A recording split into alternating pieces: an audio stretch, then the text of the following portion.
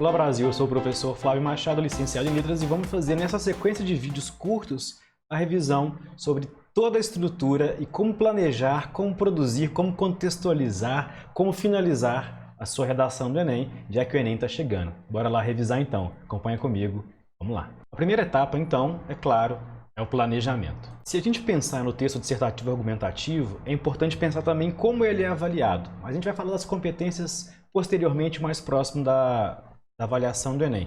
Eu quero que você pense a respeito sobre o que a banca que produziu aquele tema espera que você escreva e como você vai escrever em relação àquilo que foi proposto. Não só em termos de estrutura, mas também em termos de conteúdo. Quer dizer, qual é o ponto de vista que eu vou preferir para fazer o meu texto.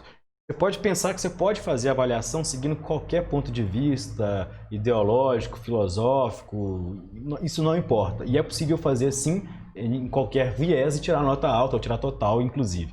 A grande questão é qual é o caminho mais fácil para fazer o seu texto. Esse passo é muito importante.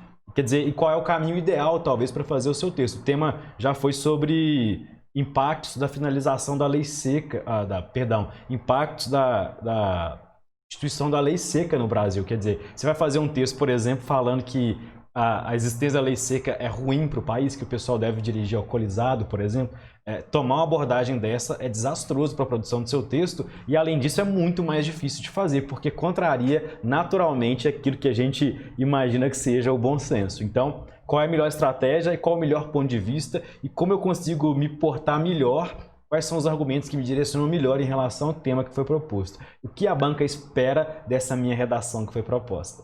Quer dizer, desse tema para a minha redação está sendo proposto. Depois de pensar sobre isso e pensar nos sinônimos do tema, pensar nas palavras-chave do tema, o que o tema está dizendo e ler os textos motivadores, nem que seja rapidamente, é fazer talvez uma breve lista em relação aos conhecimentos das várias áreas que você possui.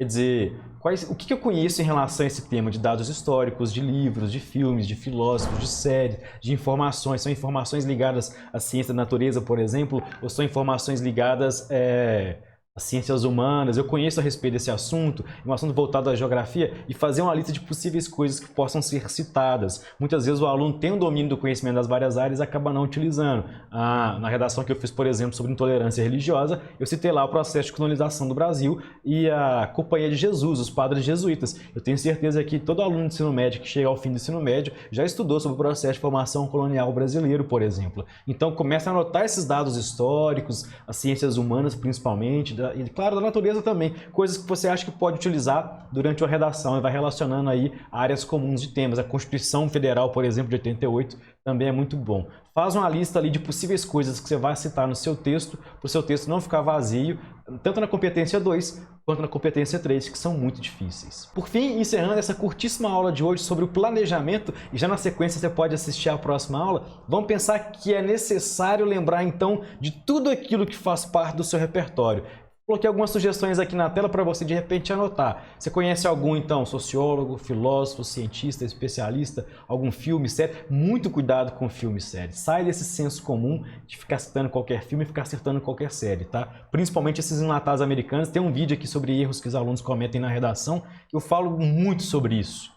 Tá? E pesquisa, enfim, o que você tem para incrementar esse seu repertório sociocultural, tanto na introdução quanto na argumentação. Mas mais específico de cada uma das partes do texto, eu falo nas nossas próximas aulas de revisão. Continue acompanhando o canal, se não é inscrito, se inscreve. Isso me faz ficar muito satisfeito em produzir conteúdo genuíno, de qualidade aqui no YouTube. E é claro, como sempre, bons estudos. E até mais. Valeu!